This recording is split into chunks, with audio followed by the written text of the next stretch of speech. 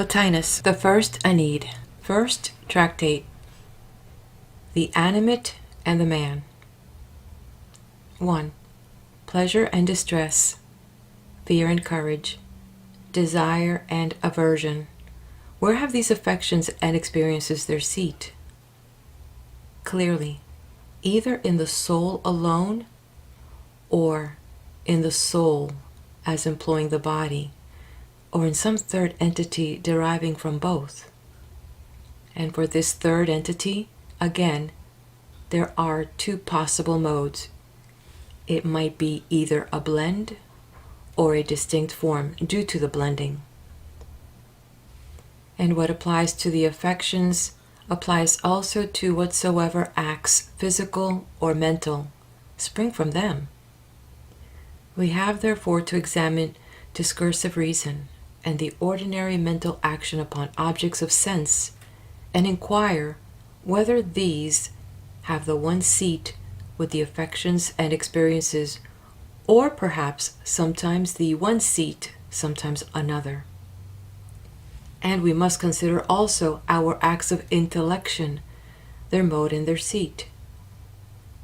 And this very examining principle, which investigates and decides in these matters, must be brought to light. Firstly, what is the seat of sense perception? This is the obvious beginning, since the affections and experiences either are sensations of some kind, or at least never occur apart from sensation. 2.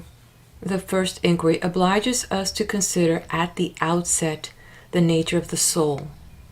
That is, whether a distinction is to be made between soul and essential soul, between an individual soul and the soul kind in itself. If such a distinction holds, then the soul, in man, is some sort of a composite, and at once we may agree that it is a recipient, and, if only reason allows, that all the affections and experiences really have their seat in the soul, and with the affections every state and mood, good and bad alike.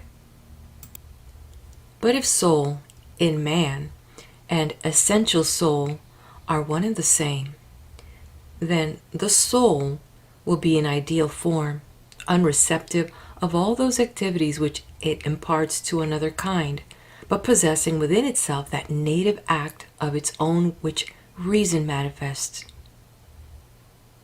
If this be so, then indeed we may think of the soul as an immortal. Of the immortal, the imperishable must be impassive, giving out something of itself, but itself taking nothing from without except for what it receives from the existence prior to itself, from which existence, in that they are the nobler, it cannot be sundered.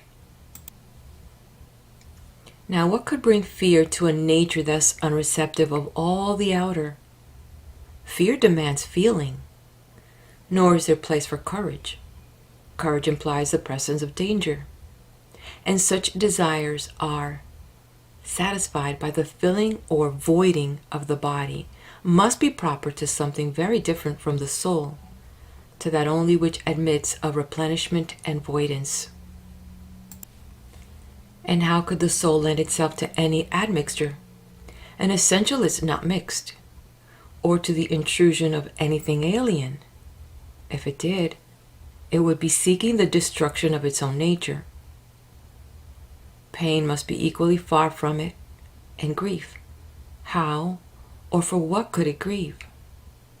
Whatever possesses existence is supremely free, dwelling unchangeable within its own peculiar nature. And can any increase bring joy, whether nothing, not even anything good, can accrue? What such an existent is, it is unchangeable. Thus, assuredly sense perception, discursive reasoning, and all our ordinary mentation are foreign to the soul. For sensation is a receiving, whether of an ideal form or of a bodily affection. and reasoning and all ordinary mental action deal with sensation. The question still remains to be examined in the matter of the intellections, whether these are to be assigned to the soul, and as to pure pleasure, pleasure apart from sense, whether this belongs to the soul in its solitary state. 3. We may treat of the soul as in the body, whether it be set above it or actually within it, since the association of the two constitutes the one thing called the living organism, the animate. Now, from this relation, from the soul using the body as an instrument, it does not follow that the soul must share the body's experiences. A man does not himself feel all the experiences of the tools with which he is working. It may be objected that the soul must, however, have sense perception, since its use of its instrument must acquaint it with the external conditions, and such knowledge comes by way of sense.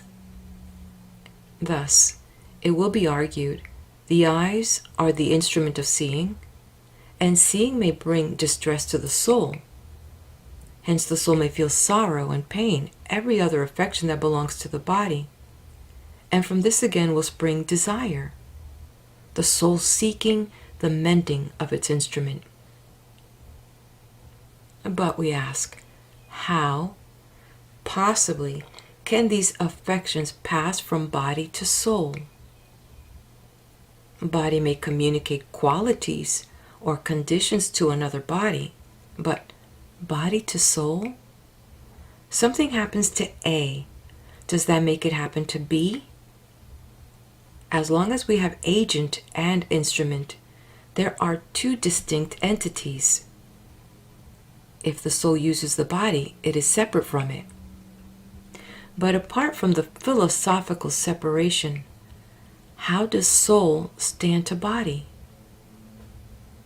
Clearly there is a combination, and for this several modes are possible.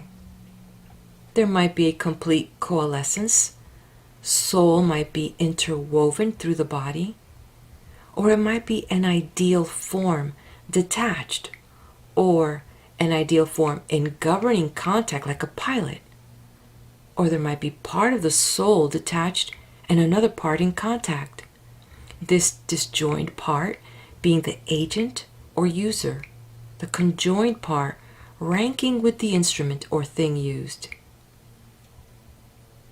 In this last case, it will be the double task of philosophy to direct this lower soul towards the higher, the agent, and except in so far as the conjunction is absolutely necessary, to sever the agent from the instrument, the body, so that it need not forever have its act upon or through this inferior. 4. Let us consider then the hypothesis of a coalescence. Now, if there is a coalescence, the lower is ennobled, the nobler degraded. The body is raised in the scale of being as made participant in life. The soul, as associated with death and unreason, is brought lower. How can a lessening of the life quality produce an increase such as sense perception? No. The body has acquired life. It is the body that will acquire, with life, sensation, and the affections coming by sensation. Desire, then, will belong to the body, as the objects of desire are to be enjoyed by the body, and fear, too, will belong to the body alone, for it is the body's doom to fail of its joys and to perish. Then again, we should have to examine how such a coalescence could be conceived. We might find it impossible. Perhaps all this is like an announcing the coalescence of things utterly incongruous in kind. Let us say of a line with whiteness. Next, for the suggestion that the soul is interwoven through the body, such a relation would not give woof and warp community of sensation. the interwoven element might very well suffer no change. The permeating soul might remain entirely untouched by what affects the body, as light goes always free of all its floods, and all the more so since precisely we are asked to consider it as not confined to any one part, but diffused throughout the entire frame. Under such an interweaving, then, the soul would not be subjected to the body's affections and experiences. Let us then suppose soul to be in body as ideal form in matter. Now, if the first possibility, the soul is an essence, a self-existent, it can be present only as a separable form and will therefore all the more decidedly be the using principle and therefore unaffected. Suppose next the soul to be present like axe form on iron. Here, no doubt, the form is all important, but it is still not the one member but the axe, the couplement of iron and form. That affects whatever is affected by the iron, thus modified. On this analogy, therefore, we are even more strictly compelled to assign all the experiences of the combination to the body. Yet the body is of a particular kind, a natural body having organs or faculty instruments and the potential recipient of life. Compare the passage in Aristotle where we read that it is absurd to suppose that the soul weaves, equally absurd to think of it as desiring, grieving. All this is rather the province of something which we may call the animate. 5. Now this animate might be merely the body as having life. It might be the couplement of soul and body. It might be a third and different entity formed from both. The soul in turn, apart from the nature of the animate, must be either impassive, merely causing sense perception in its yoke fellow, or sympathetic, and if sympathetic, it may have identical experiences with its fellow, or merely correspondent experiences. Desire, for example, in the animate may be something quite distinct from the accompanying movement or state in the desiring faculty. The body, the live body as we know it, we will consider later. Let us take first the couplement of body and soul. How could suffering, for example, be seated in this couplement? It may be suggested that some unwelcome state of the body produces a distress which reaches to a sensitive faculty, which in turn merges into soul. But this account still leaves the origin of the sensation unexplained. Another suggestion might be that all is due to an opinion or judgment.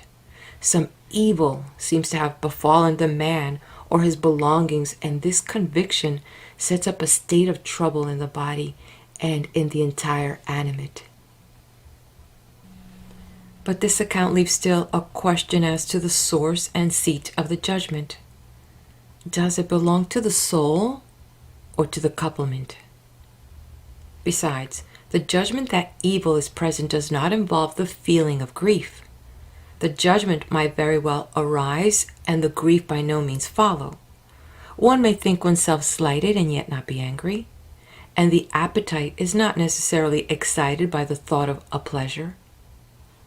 We are thus no nearer than before to any warrant for assigning these affections to the couplement. Is it any explanation to say that desire is vested in a faculty of desire and anger in the irascible faculty, and collectively that all tendency is seated in the appetitive faculty? Such a statement of the facts does not help towards making the affections common to the couplement. They might still be seated either in the soul alone or in the body alone. On the one hand, if the appetite is to be stirred, as in the carnal passion, there must be a heating of the blood and the bile as well-defined state of the body. On the other hand, the impulse towards the good cannot be a joint affection, but, like certain others too, it would belong necessarily to the soul alone. Reason then does not permit us to assign all the affections to the couplement. In the case of carnal desire, it will certainly be the man that desires, and yet, on the other hand, there must be desire in the desiring faculty as well. How can this be? Are we to suppose that when the man originates the desiring faculty moves to the order? How could the man have come to desire at all unless through a prior activity in the desiring faculty? Then it is the desiring faculty that takes the lead. Yet how? Unless the body be first in the appropriate condition. 6. It may seem reasonable to lay down as a law that when any powers are contained by a recipient, every action or state expressive of them must be the action or state of that recipient, they themselves remaining unaffected as merely furnishing efficiency. But if this were so, then, since the animate is the recipient of the causing principle, i.e. the soul, which brings life to the couplement, this cause must itself remain unaffected. All the experiences and expressive activities of the life being vested in the recipient, the animate. But this would mean that life itself belongs not to the soul, but to the couplement, or at least the life of the couplement would not be the life of the soul. Sense perception would belong not to the sensitive faculty, but to the container of the faculty. But if sensation is a movement traversing the body and culminating in soul, how can the soul lack sensation? The very presence of the sensitive faculty must assure sensation to the soul. Once again, where is sense perception seated? In the couplement. Yet how can the couplement have sensation independently of action in the sensitive faculty? The soul left out of count and the soul faculty. 7. The truth lies in the consideration that the couplement subsists by virtue of the soul's presence. This, however, is not to say that the soul gives itself as it is in itself to form either the couplement or the body. No. From the organized body and something else, let us say a light, which the soul gives forth from itself. It forms a distinct principle, the animate. And in this principle are vested sense perception and all the other experiences found to belong to the animate. But then how have we sense perception? By the fact that we are not separate from the animate so constituted, even though certainly other and nobler elements go to make up the entire many-sided nature of man. The faculty of perception in the soul cannot act by the immediate grasping of sensible objects, but only by the discerning of impressions printed upon the animate by sensation. These impressions are already intelligibles, while the outer sensation is a mere phantom of the other, of that in the soul, which is nearer to authentic existence as being an impassive reading of ideal forms. And by means of these ideal forms, by which the soul wields single lordship over the animate, we have discursive reasoning, sense knowledge, and intellection. From this moment we have peculiarly the we. Before this there was only the ours, but at this stage stands the we, the authentic human principle, loftily presiding over the animate. There is no reason why the entire compound entity should not be described as the animate or living being, mingled in a lower phase, but above that point, the beginning of the veritable man, distinct from all that is kin to the lion, all that is of the order of the multiple brute. And since the man, so understood, is essentially the associate of the reasoning soul, in our reasoning it is this we that reasons, in that the use and act of reason is a characteristic act of the soul. 8. And towards the intellectual principle, what is our relation? By this I mean not that faculty in the soul which is one of the emanations from the intellectual principle, but the intellectual principle itself, divine mind. This also we possess as the summit of our being, and we have it either as common to all or as our own immediate possession.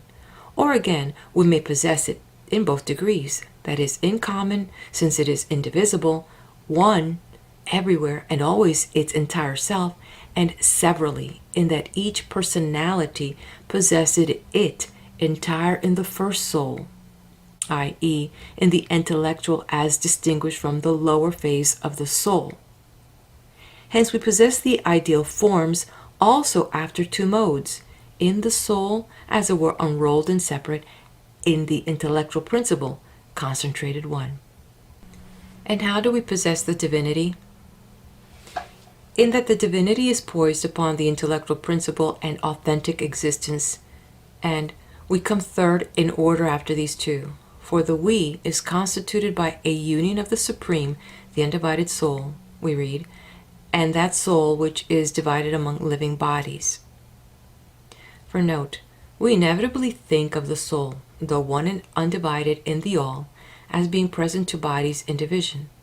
Insofar as any bodies are animates, the soul has given itself to each of the separate material masses, or rather, it appears to be present in the bodies by the fact that it shines into them.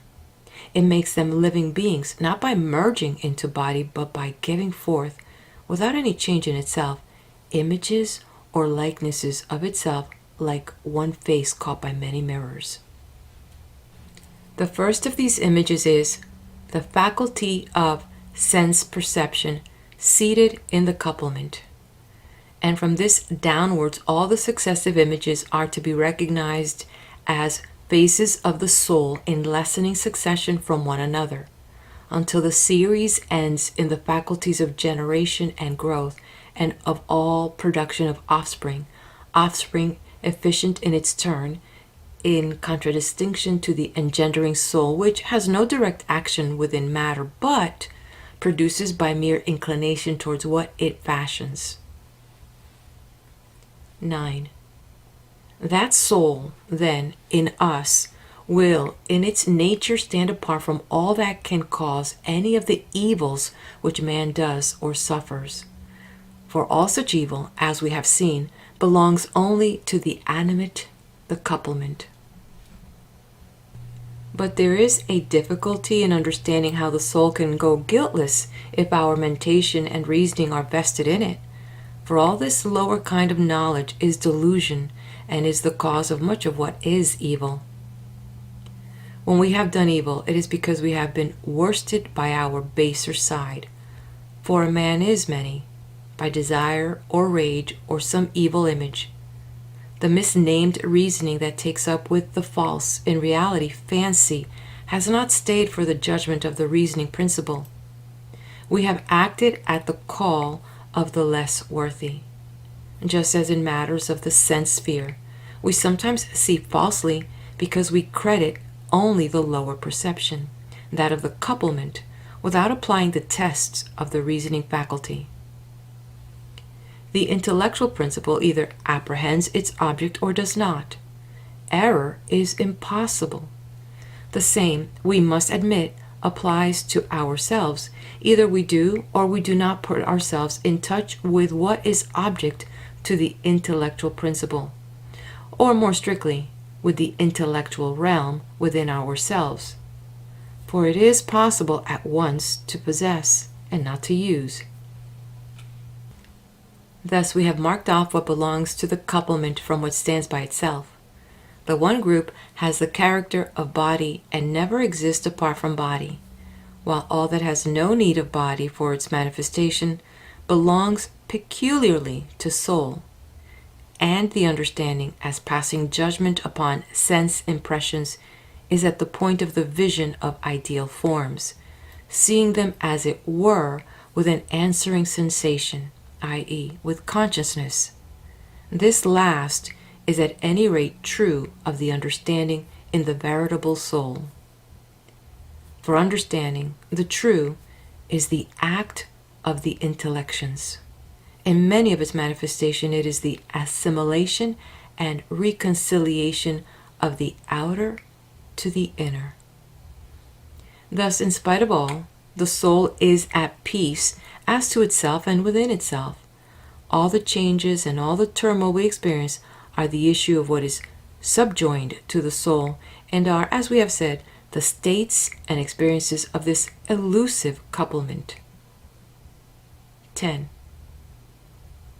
It will be objected that if the soul constitutes the we, the personality, and we are subject to these states, then the soul must be subject to them, and similarly that what we do must be done by the soul.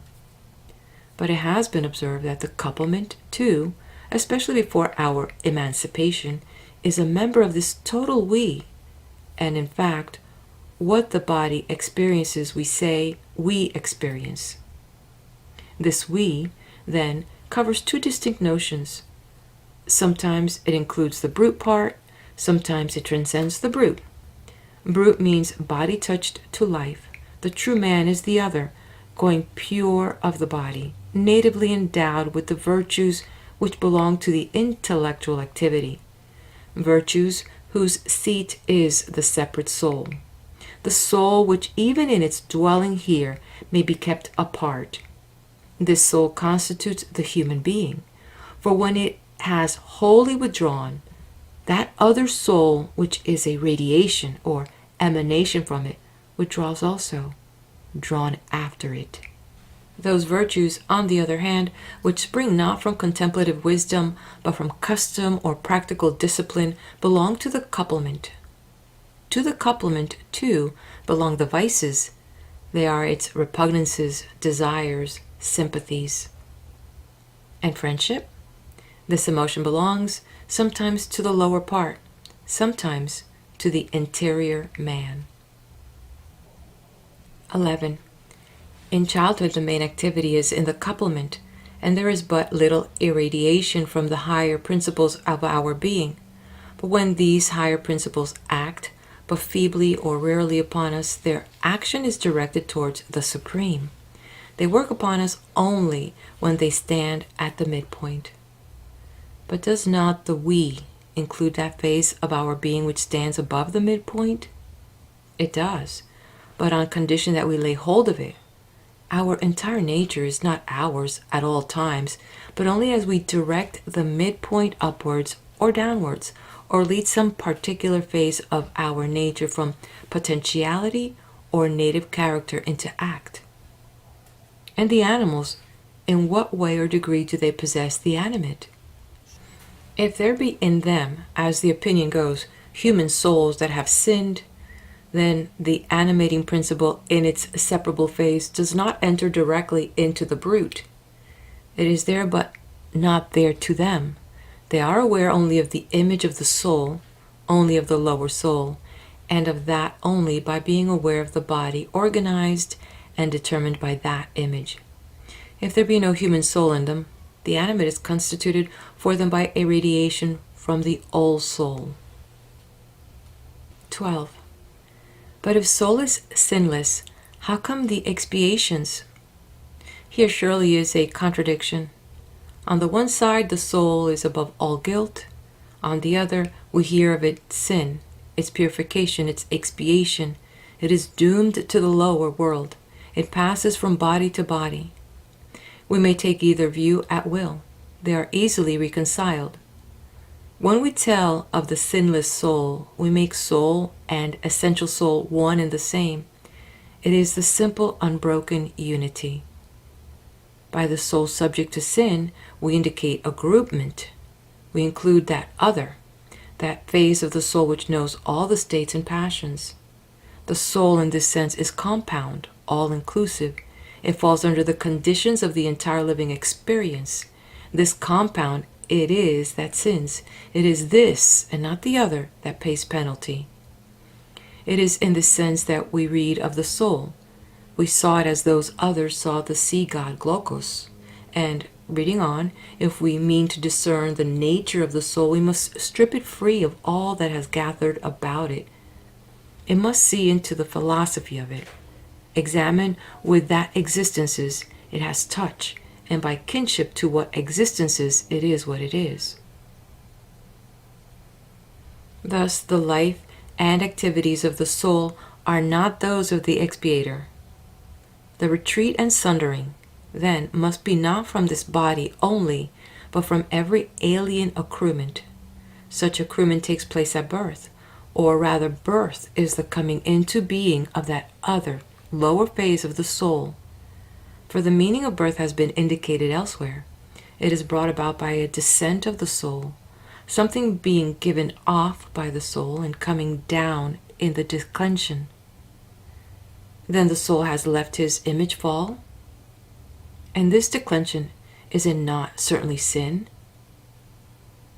If the declension is no more than the illuminating of an object beneath, it constitutes no sin. The shadow is to be attributed not to the luminary, but to the object illuminated.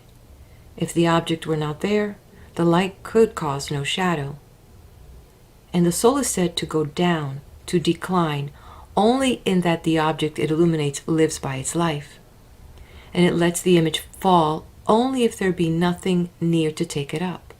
And it lets it fall, not as a thing cut off, but as a thing that ceases to be.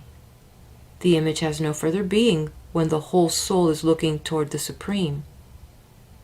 The poet, too, in the story of Hercules, seems to give this image separate existence.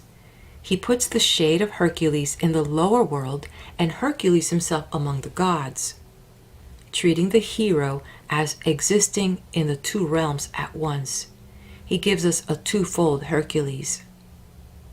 It is no difficult to explain this distinction. Hercules was a hero of practical virtue.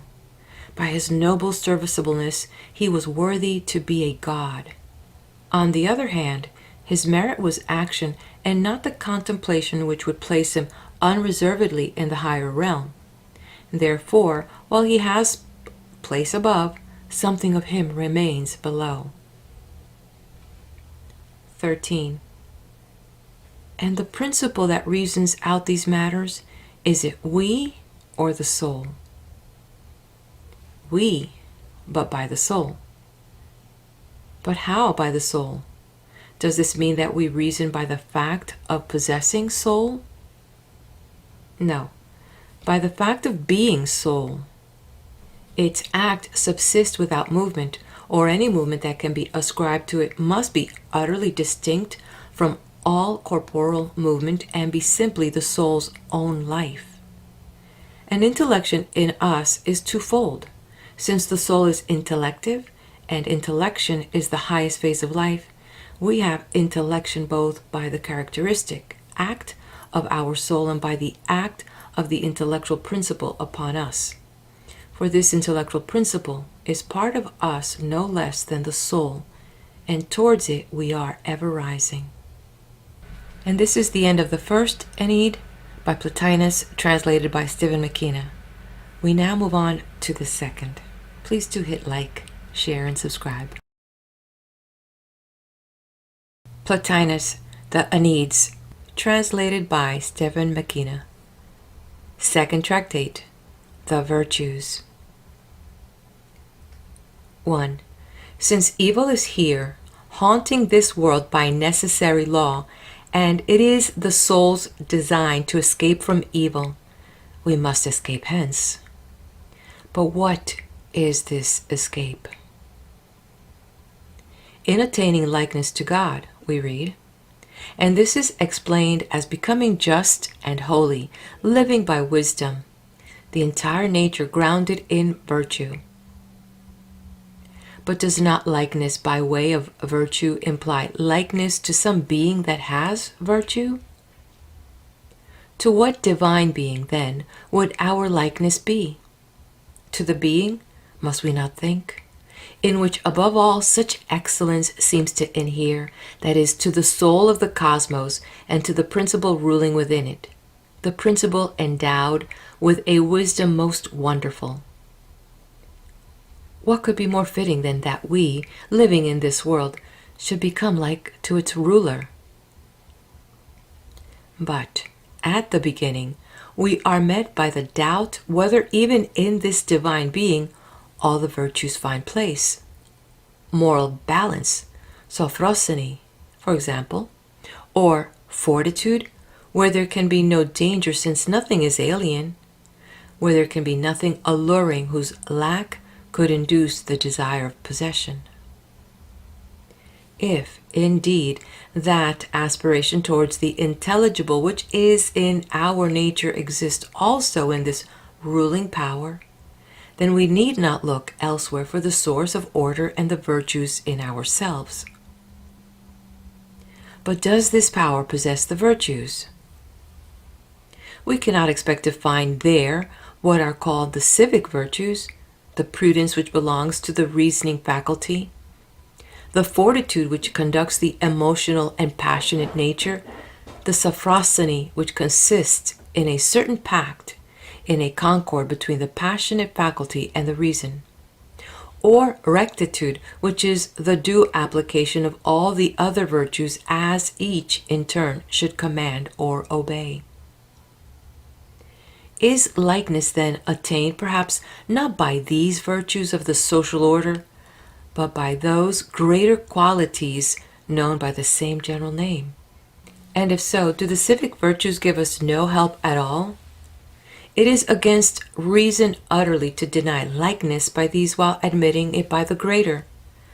Tradition at least recognizes certain men of the civic excellence as divine, and we must believe that these two had in some sort attained likeness. On both levels there is virtue for us, though not the same virtue. Now, if it be admitted that likeness is possible, though by a varying use of different virtues, and though the civic virtues do not suffice, there is no reason why we should not, by virtues peculiar to our state, attain likeness to a model in which the virtue has no place. But is that conceivable? When warmth comes in to make anything warm, must there needs be something to warm the source of the warmth?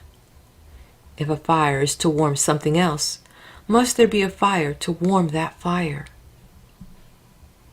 Against the first illustration, it may be retorted that the source of the warmth does already contain warmth, not by an infusion, but as an essential phase of its nature, so that if the analogy is to hold, the argument would make virtue something communicated to the soul, but an essential constituent of the principle from which the soul attaining likeness absorbs it. Against the illustration drawn from the fire, it may be urged that the analogy would make that principle identical with virtue, whereas we hold it to be something higher. The objection would be valid if what the soul takes in were one and the same with the source, but in fact virtue is one thing, the source of virtue is quite another. The material house is not identical with the house conceived in the intellect, and yet stands in its likeness. The material house has distribution and order, while the pure idea is not constituted by such elements. Distribution, order, symmetry are no part of an idea. So with us, it is from the Supreme that we derive order and distribution and harmony, which are virtues in this sphere. The existences there, having no need of harmony, order, or distribution, have nothing to do with virtue, and nonetheless, it is by our possession of virtue that we become like to them. Thus, much to show that the principle that we attain likeness by virtue in no way involves the existence of virtue in the Supreme. But we have not merely to make a formal demonstration. We must persuade as well as demonstrate. 2. First, then, let us examine those good qualities by which we hold likeness comes, and seek to establish what is this thing which, as we possess it in transcription, is virtue, but as the Supreme possesses it, is in the nature of an exemplar or archetype, and is not virtue. We must first distinguish two modes of likeness. There is the likeness demanding an identical nature in the objects which, further, must draw their likeness from a common principle. And there is the case in which B resembles A. But A is a primal, not concerned about B, and not said to resemble B. In this second case, likeness is understood in a distinct sense. We no longer look for identity of nature, but on the contrary, for divergence, since the likeness has come about by the mode of difference. What then precisely is virtue, collectively and in the particular? The clearer method will be to begin with the particular, for so the common element by which all the forms hold the general name will readily appear. The civic virtues on which we have touched above are a principle of order and beauty in as long as we remain passing our life here. They ennoble us by setting bound and measure to our desires and to our entire sensibility and dispelling false judgment. And this by sheer efficacy of the better, by the very setting of the bounds, by the fact that the measured is lifted outside of the sphere of the unmeasured and lawless. And further, these civic virtues, measured and ordered themselves, and acting as a principle of measure to the soul, which is a matter to their forming, are like to the measure reigning in the overworld, and they carry a trace of that highest good in the Supreme. For, while utter measurelessness is brute matter and wholly outside of likeness, any participation in ideal form produces some corresponding degree of likeness to the formless being there. And participation goes by nearness. The soul nearer than the body, therefore close akin, participates more fully and shows a godlike presence, almost cheating us into the delusion that in the soul we see God entire. This is the way in which men of the civic virtues attain likeness. 3. We come now to that other mode of likeness which, we read, is the fruit of the loftier virtues. Discussing this, we shall penetrate more deeply into the essence of the civic virtue and be able to define the nature of the higher kind whose existence we shall establish beyond doubt. To Plato, unmistakably, there are two distinct orders of virtue, and the civic does not suffice for likeness. Likeness to God, he says, is a flight from this world's way and things. In dealing with the qualities of good citizenship, he does not use the same term virtue, but adds the distinguishing word civic. And elsewhere he declares all the virtues without exception to be purifications. But in what sense can we call the virtues purifications? And how does purification issue in likeness? As the soul is evil by being interfused with the body and by coming to share the body's states and to think the body's thoughts, so it would be good. It would be possessed of virtue if it threw off the body's moods and devoted itself to its own act. The state of intellection and wisdom never allowed the passions of the body to affect it. The virtue of sophrosony knew no fear at the parting from the body. The virtue of fortitude, and if reason and the intellectual principle ruled without opposition, in which state is righteousness? Such a disposition in the soul, become thus intellective and immune to passion, it would not be wrong to call likeness to God, for the divine too is pure, and the divine act is such that likeness to it is wisdom. But would not this make virtue a state of the divine also? No, the divine has no states. The state is in the soul. The act of intellectual in the soul is not the same as in the divine, of things in the supreme. One, the intellectual principle, has a different mode of intellection from that of soul. The other, the absolute one, has none at all. Then yet again, the one word intellectual covers two distinct acts. Rather, there is primal intellection and there is intellection deriving from the primal and of other scope. As speech is the echo of the thought in the soul, so thought in the soul is an echo from elsewhere. That is to say, as the uttered thought is an image of the soul thought, so the soul thought images a thought above itself and is the interpreter of the high sphere. Virtue in the same way is a thing of the soul. It does not belong to the intellectual principle or to the transcendence. 4. We come. So the question whether purification is the whole of this human quality, virtue, or merely the forerunner upon which virtue follows. Does virtue imply the achieved state of purification, or does the mere process suffice to it? Virtue being something of less perfection than the accomplished pureness which is almost the term? To have been purified is to have cleansed away everything alien, but goodness is something more.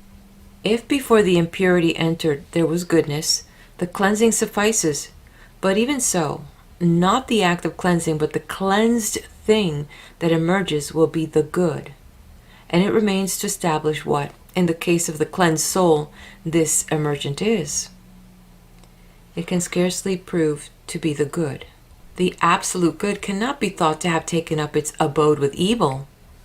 We can think of it only as something of the nature of good, but paying a double allegiance and unable to rest in the authentic good. The soul's true good is in devotion to the intellectual principle, its kin. Evil to the soul lies in frequenting strangers. There's no other way for it than to purify itself, and so enter into relation with its own. The new phase begins by a new orientation. After the purification, then, there's still this orientation to be made? No. By the purification, the true alignment stands accomplished. The soul's virtue, then, is this alignment? No. It is what the alignment brings about within. And this is that it sees that, like sight affected by the thing seen, the soul admits the imprint graven upon it and working within it of the vision it has come to. But was not the soul possessed of all this always, or had it forgotten? What it now sees, it certainly always possessed, but is lying away in the dark, not as acting within it. To dispel the darkness and thus come to the knowledge of its inner content, it must thrust towards the light. Besides, it possessed not the originals, but images, pictures, and these it must bring into closer accord with the verities they represent. And further, if the intellectual principle is said to be a possession of the soul, this is only in the sense that it is not alien and that the link becomes very close when the soul's sight is turned towards it. Otherwise, ever present though it be, it remains foreign, just as our knowledge, if it does not determine action, is dead to us. 5. So we come to the scope of the purification. That understood, the nature of likeness becomes clear. Likeness to what principle? Identity with what God? The question is substantially this: how far does purification dispel the two orders of passion, anger, desire, and the like, with grief and its kin? And in what degree the disengagement from the body is possible? Disengagement means simply that the soul withdraws to its own place. It will hold itself above all passions and affections, necessary pleasures, and all the activity of the senses it will employ only for medicament and assuagement, lest its work be impeded. Pain it may combat, but failing the cure, it will bear meekly and ease it by refusing to assent to it. All passionate action it will check. The suppression will be complete if that be possible, but at worst, the soul will never itself take fire, but will keep the involuntary and controlled outside its own precincts, and rare and weak at that. The soul has nothing to dread, though no doubt the involuntary has some power here too. Fear, therefore, must cease, except so far as it is purely monitory. What desire there may be can never be for the vile. Even the food and drink necessary for restoration will lie outside the soul's attention, and not less the sexual appetite. Or if such desire there must be, it will turn upon the actual needs of the nature and be entirely under control, or if any uncontrolled emotion takes place, it will reach no further than the imagination, be no more than a fleeting fancy. The soul itself will be inviolably free and will be working to set the irrational part of the nature over all attack, or if that may not be, then at least to preserve it from violent assault, so that any wound it takes may be slight and be healed at once by virtue of the soul's presence, just as a man living next door to a proficient would profit by the neighborhood, either in becoming wise and good himself, or for sheer shame, never venturing any act which the nobler mind would disapprove. There will be no battling in the soul. The mere intervention of reason is enough. The lower nature will stand in such awe of reason that for any slightest movement it has made it will grieve and censure its own weakness, it not having kept low and still in the presence of its Lord. 6. In all this there is no sin. There is only matter of discipline. But our concern is not merely to be sinless, but to be God. As long as there is any such involuntary action, the nature is twofold, God and demigod, or rather God in association with the nature of a lower power. When all the involuntary is suppressed, there is God unmingled, a divine being of those that follow upon the first. For at this height, the man is the very being that came from the Supreme. The primal excellence restored, the essential man is there. Entering the sphere, he has associated himself with a lower phase of his nature, but even this he will lead up into likeness with his highest self, as far as it is capable, so that if possible it shall never be inclined to, and at the least never adopt, any course displeasing to its overlord. What form, then, does each virtue take in one so lofty? Wisdom and understanding consist in the contemplation of all that exists in the intellectual principle, and the intellectual principle itself apprehends this all, not by contemplation, but as an immediate presence. And each of these has two modes according as it exists in the intellectual principle and in the soul. In the soul it is virtue, in the Supreme not virtue. In the Supreme, then, what is it? Its proper act and its essence. The act and essence of the Supreme, manifested in a new form, constitute the virtue of this sphere. For the ideal form of justice or of any other virtue is not itself a virtue, but, so to speak, an exemplar, the source of what in the soul becomes virtue. For virtue is dependent, seated in something not itself. The ideal form is self-standing, independent. But taking rectitude to be the due ordering of faculty, does it not always imply the existence of diverse parts? No, there is a rectitude of diversity appropriate to what has parts, but there is another, not less rectitude than the former, though it resides in a unity. And the authentic absolute rectitude is the act of a unity upon itself, of a unity in which there is no this and that and the other. On this principle, the supreme rectitude of the soul is that, It directs its act towards the intellectual principle. Its restraint, sophrosony, is its inward bending towards the intellectual principle. Its fortitude is its being impassive in the likeness of that outwards which its gaze is set, whose nature comports an impassivity which the soul acquires by virtue, and must acquire if it is not to be at the mercy of every state arising in its less noble companion. 7. The virtues in the soul run in a sequence correspondent to that existing in the overworld, that is among their exemplars in the intellectual principle. In the supreme, intellection constitutes knowledge and wisdom. Self-concentration is sophrosony. Its proper act is its dutifulness, its immateriality, by which it remains inviolate within itself, is the equivalent of fortitude. In the soul, the direction of vision towards the intellectual principle is wisdom and prudence, soul virtues not appropriate to the supreme, where thinker and thought are identical. All the other virtues have similar correspondences. And if the term of purification is the production of a pure thing, then the purification of the soul must produce all the virtues. If any are lacking, then not one of them is perfect. And to possess the greater is potentially to possess the minor, though the minor need not carry the greater with them.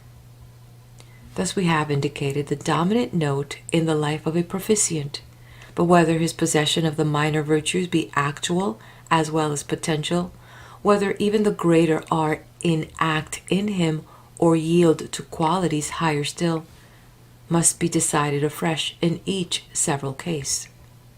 Take, for example, contemplative wisdom.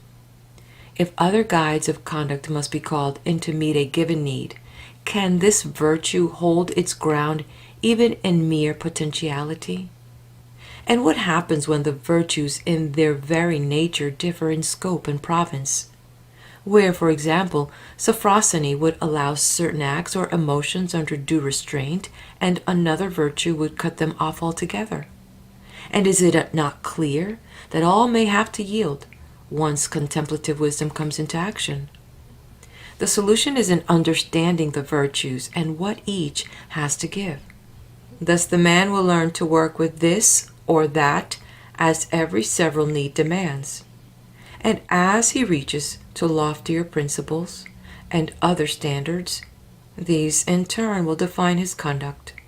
For example, restraint in its earlier form will no longer satisfy him.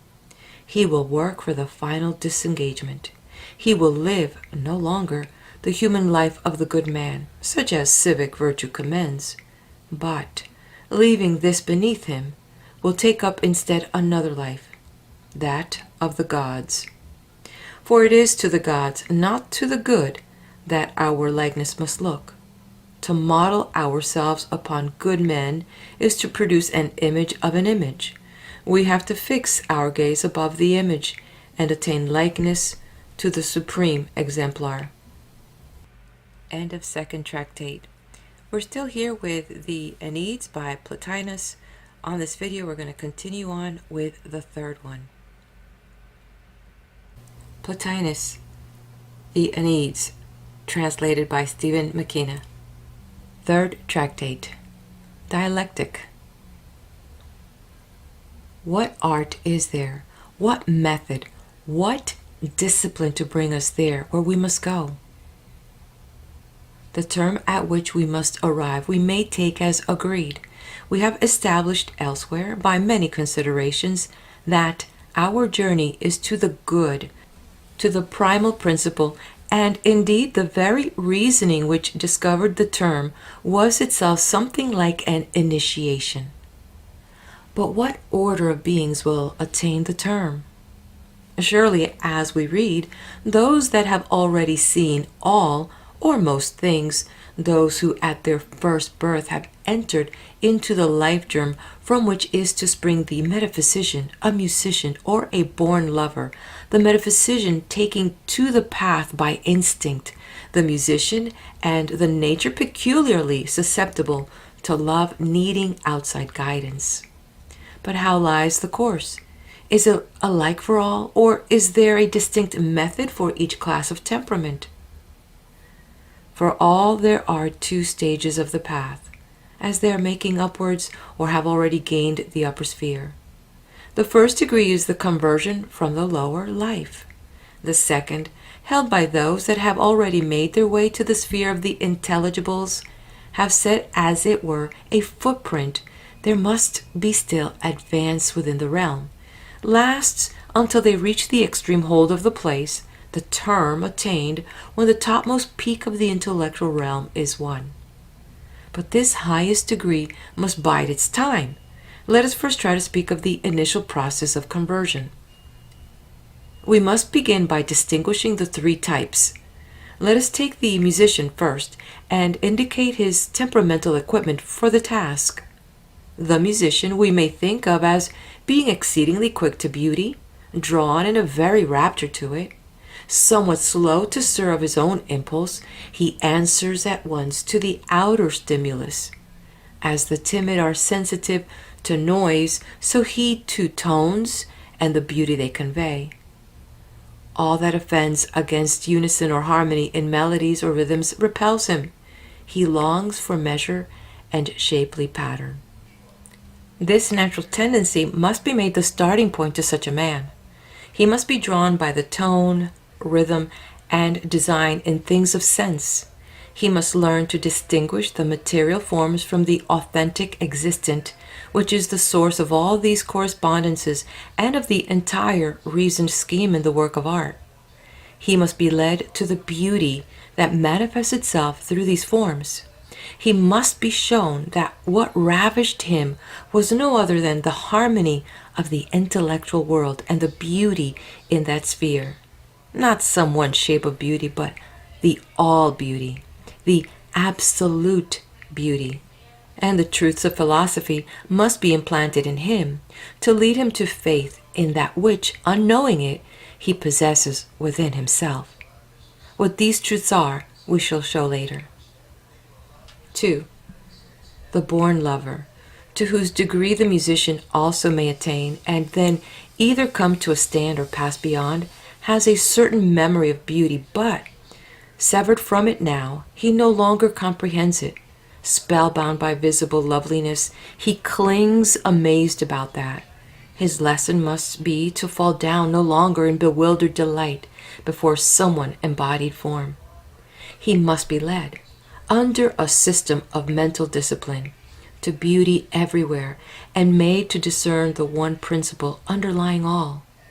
A principle apart from the material forms, springing from another source, and elsewhere more truly present. The beauty, for example, in a noble course of life and in an admirably organized social system may be pointed out to him. A first training this in the loveliness of the immaterial. He must learn to recognize the beauty in the arts, sciences, virtues. Then these severed and particular forms must be brought under the one principle by the explanation of their origin. From the virtues he is to be led to the intellectual principle and the authentic existent. Thence onward he treads the upward way. 3. The metaphysician, equipped by that very character, winged already and not, like those others in need of disengagement, stirring of himself towards the supernal, but doubting of the way, needs only a guide. He must be shown then and instructed, a willing wayfarer by his very temperament, all but self-directed. Mathematics, which as a student by nature he will take very easily, will be prescribed to train him to abstract thought and to faith in the unembodied. A moral being by native disposition, he must be led to make his virtue perfect. After the mathematics, he must be put through a course in dialectic and made an adept in the science. 4. But this science, this dialectic, essential to all the three classes alike, what in sum is it? It is the method or discipline that brings with it the power of pronouncing with final truth upon the nature and relation of things what each is, how it differs from others, what common quality all have, to what kind each belongs, and at what rank each stands in its kind, and whether its being is real being, and how many beings there are, and how many non-beings to be distinguished from beings. Dialectic treats also of the good and the not good, and of the particulars that fall under each, and of what is the eternal and what the not eternal. And of these, it must be understood not by seeming knowledge, sense knowledge, but with authentic science. All this accomplished, it gives up its touring of the realm of sense and settles down in the intellectual cosmos, and there plies its own peculiar act. It has abandoned all the realm of deceit and falsity, and pastures the soul in the meadows of truth. It employs the Platonic division to the discernment of the ideal forms, of the authentic existence, and of the first kinds or categories of being. It establishes in the light of intellection the affiliations of all that issues from these firsts until it has traversed the entire intellectual realm. Then, by means of analysis, it takes the opposite path and returns once more to that first principle. Now at rest, instructed and satisfied as to the being in that sphere, it is no longer busy about many things. It has arrived at unity, and it contemplates. It leaves to another science all that coil of premises and conclusions called the art of reasoning, much as it leaves the art of writing. Some of the matter of logic, no doubt, it considers necessary to clear the ground. But it makes itself the judge. Here, as in everything else, where it sees use, it uses. Anything it finds superfluous, it leaves to whatever department of learning or practice may turn that matter to account. 5. But whence does this science derive its own initial laws? The intellectual principle furnishes standards, the most certain for any soul that is able to apply them. What else is necessary, dialectic puts together for itself, combining and dividing until it has reached perfect intellection. For, we read, it is the purest perfection of intellection and contemplative wisdom, and being the noblest method and science that exists, it must needs deal with authentic existence, the highest there is. As contemplative wisdom, or true knowing, it deals with being.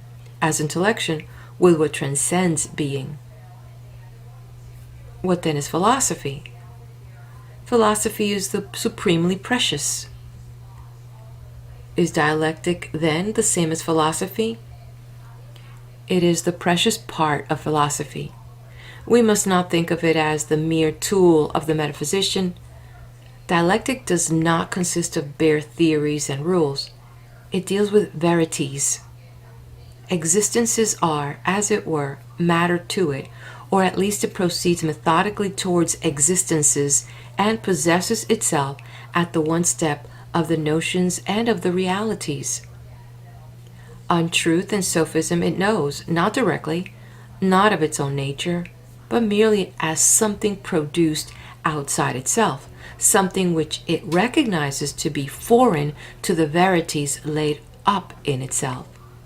In the falsity presented to it, it perceives a clash with its own canon of truth. A dialectic, that is to say, has no knowledge of propositions, collections of words, but it knows the truth, and in that knowledge knows what the schools call their propositions. It knows above all the operation of the soul, and by virtue of this knowing, it knows too what is affirmed and what is denied, whether the denial is of what was asserted or of something else, and whether propositions agree or differ. All that is submitted to it, it attacks with the directness of sense perception, and it leaves petty positions of process to what other science may care for such exercises. 6. Philosophy has other provinces, but dialectic is its precious part. In its study of the laws of the universe, Philosophy draws on dialectic, much as others' studies and crafts use arithmetic, though of course the alliance between philosophy and dialectic is closer. And in morals too, philosophy uses a dialectic. By dialectic, it comes to contemplation, though it originates of itself the moral state, or rather, the discipline from which the moral state develops. Our reasoning faculties employ the data of dialectic almost as their proper possession, for their use of these data commonly involves matter as well as form. And while the other virtues bring the reason to bear upon particular experiences and acts, the virtue of wisdom, i.e., the virtue peculiarly induced by dialectic, is a certain super-reasoning much closer to the universal. For it deals with such abstract ideas as correspondence and sequence, the choice of time for action and inaction, the adoption of this course, the rejection of that other. Wisdom and dialect have the task of presenting all things as universals and stripped of matter for treatment by the understanding. But can these inferior kinds of virtue exist without dialectic and philosophy? Yes, but imperfectly, inadequately. And is it possible to be a proficient, a master in dialectic without these lower virtues? It would not happen. The lower will spring either before or together with the higher, and it is likely that everyone normally possesses the natural virtues from which, when wisdom steps in, the perfected virtue develops. After the natural virtues, then wisdom, and so the perfecting of the moral nature. Once the natural virtue exists, both orders, the natural and the higher, ripen side by side to their final excellence, or as the one advances it, carries forward the other towards perfection. But ever, the natural virtue is imperfect in vision and in strength. And to both orders of virtue, the essential matter is from what principles we derive them. End of this tractate. Let's move on to the next video as we continue with Plotinus, the Enneads. So we have the first group of 9. He's got 6 of these. I'm working on it to get it on here for you. Also, if you haven't done so, visit the book playlist and access the introduction to this. It's by Paul Henry, titled Plotinus, Place in the History of Thought. This might give you a little bit more background on this particular philosopher. And if you could show me a kindness and hit that like button, I'd greatly appreciate it, so thank you very much in advance. And if you know of anyone that loves philosophy or Greek philosophy, grab the link and share it with your friends.